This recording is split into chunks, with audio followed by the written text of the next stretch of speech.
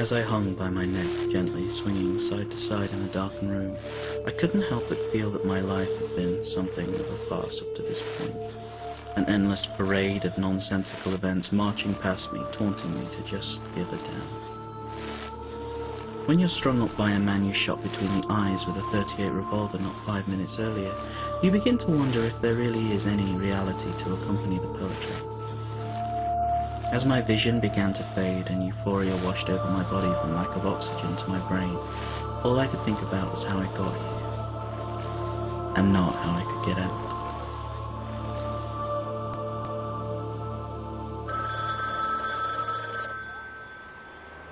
When you start your day still in your clothes from the night before, being jerked awake by a blend of nightmares and the phone ringing on your desk, things are never immediately clear. The line between the dream and the cold light of day is blurred somewhat by the incessance of the telephone. McCarthy. I hadn't had a case in weeks. The headlines after my previous job saw to that. Where are you? The young woman on the end of the line sounded breathy and seductive. And just a little terrified. I'll be 20 minutes.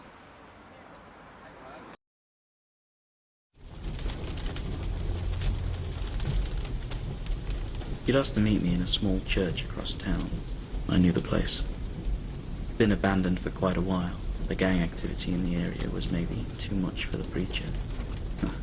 I guess even God can be convinced with a kind word and a blood-stained baseball bat.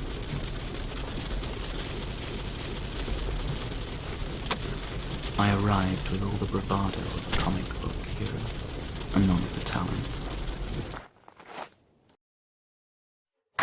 Christ. She was dead when I got there. Crimson fluid snaked around the altar to which she was tied, glimmering in the moonlight. Still warm. No wonder she was terrified. Shit! I couldn't be found in a church with a still warm corpse. I had to get out of there.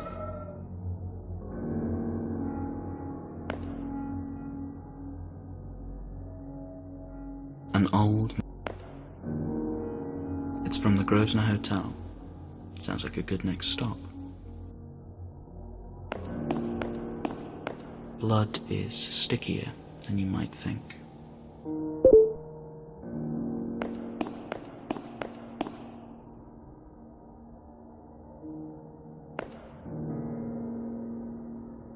I need to take a look at this hotel.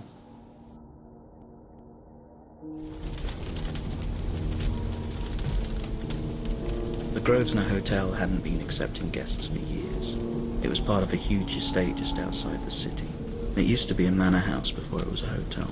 I guess the uptake of a big house like that isn't cheap.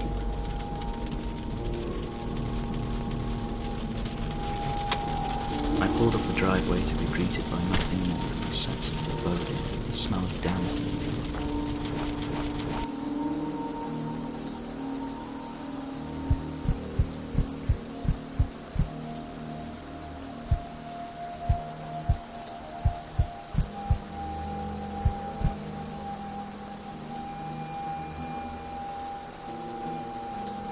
Never know when you might need some worthless stone chippings.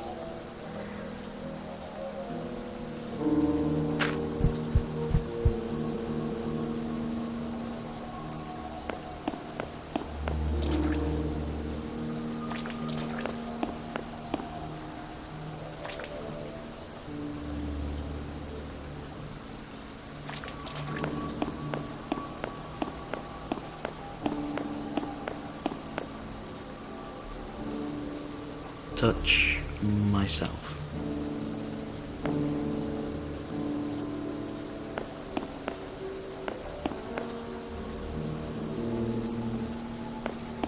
Touch locked, and I don't think I'll be breaking down this solid oak door.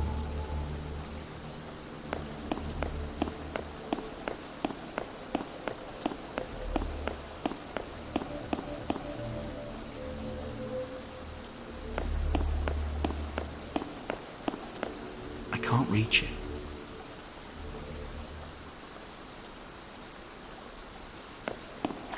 Touch locked.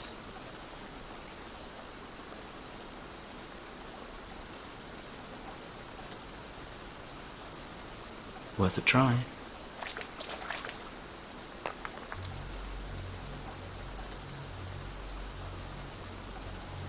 Hello? Even in the dank midnight air, her voice carried on the wind like butterflies. Good evening. I'd like to speak to the head of the house. Of course, sir. I'll lock the main door for you. Thank you, miss. My heart pounded as her voice ricocheted around inside my head.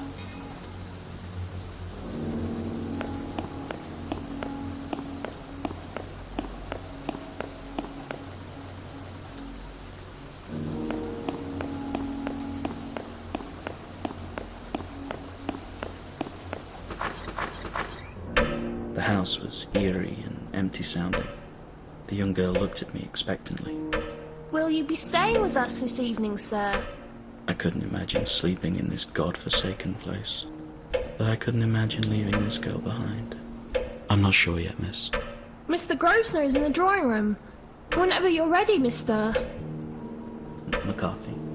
A glimmer of recognition flashed across her ivory face, but she didn't say anything. Well, my name's Sarah. Sarah Mackenzie. Pleasure to meet you, Mr. McCarthy. I will take you with me, Sarah Mackenzie. Wherever I go, I will take you with me.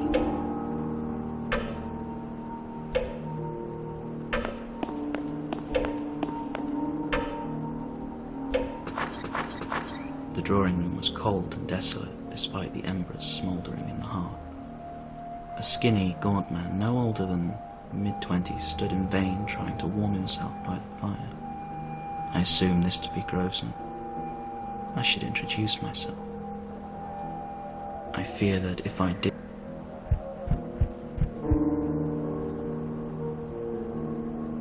I fear that if...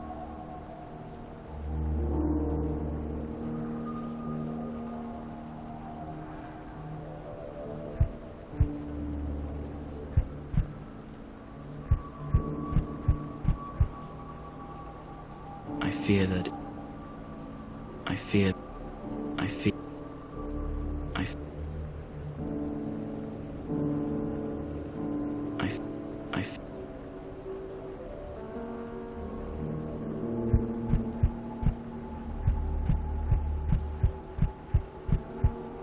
Seems a little... I can't play. I wish I could. I fear that...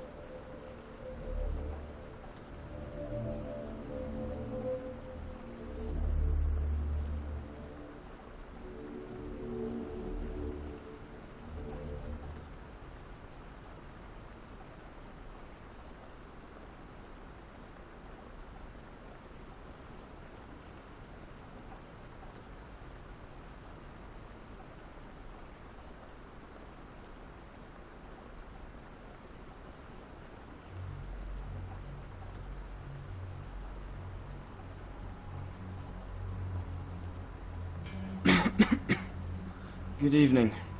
Is there something I can help you with? My name's Rick McCarthy. I'm a private investigator working for a potential client. Do you have a moment for a few questions? My client was dead, but solving this one could be very good for business. McCarthy? Yes, I think I saw something about you in the newspaper. Although I neglected to read the article, I'm afraid. What would you like to know? How's business? Well, business trots on, as business does. There are still a few guests in the hotel. Only Sarah and Victoria are currently permanent residents, though. Sarah? Yes, she's actually a new addition to the household. Been here just a few weeks. A backpacker, as I understand it. Or something similar. I offered her free room and board, plus a small wage, in exchange for her services as a maid and a cook. Victoria? Quite a feisty young woman. Very inquisitive, too. She seems very interested in the history of the estate. She can usually be found in the bar, pouring herself drinks. Anything unusual happen in the last few days? No. I don't think so. In fact, things have been rather quiet of late. The other guests may be able to help you further than I. That's all I need for now. Don't mention it, sir. Will you be staying with us this evening? The weather is quite atrocious. Thank you, but no, I think I've learned everything I can. It seemed very possible that the matchbook was a red herring. I thought it would be wise to come back in the morning with a fresh head and a new set of questions.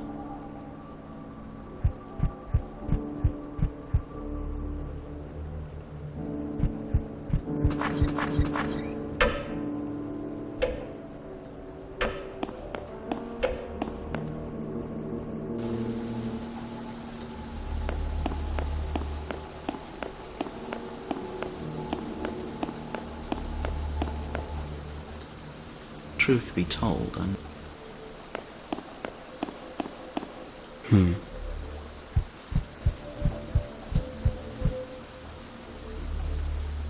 My car's tyres had been slashed.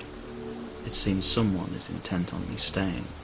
Perhaps the matchbook was not a red herring after all.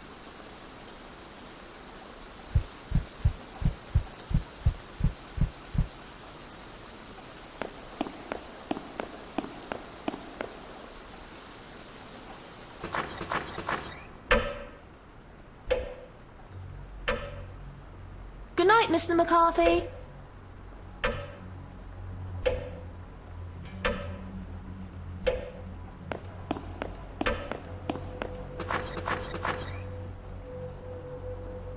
Apparently, I will be staying this evening. Oh? It seems someone has slashed my tyres. How awful! This is not the first time this has happened, though. I suspect wolves. The idea of wolves tearing at my tyres struck me as suspicious. Wolves? Indeed. There has been the odd sighting on the estate over the last few months. I see. Well, at any rate, please accept lodgings for the night. Or indeed as long as you need. Free of charge. That's very kind of you, Mr. Grosner. Please, call me Michael. Speak to Sarah, and she will prepare a room for you. Also, feel free to wander the house. With the exception of the west wing, of course. I'm afraid it's currently closed for refurbishment.